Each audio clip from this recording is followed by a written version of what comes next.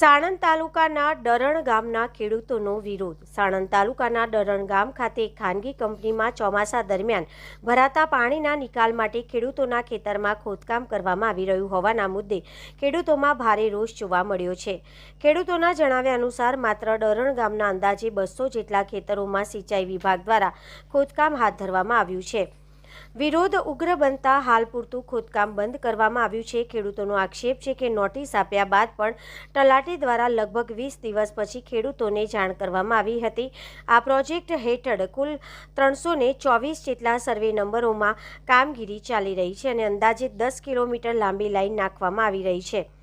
આ કામગીરીથી ડરણ, જુવાર, વાસના અને સાંકોર ગામના ખેડૂતોના ખેતરોને અસર પહોંચી હોવાનું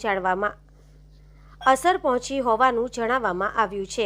ખેડૂતોની મુખ્ય માંગ છે કે ખેતરોમાં થતું ખોદકામ તાત્કાલિક બંધ કરવામાં આવે અને પાણીના નિકાલ માટે ખેતરોના બદલે નજીકની કેનાલને ઊંડી કરીને તેમાં વ્યવસ્થા કરવામાં આવે।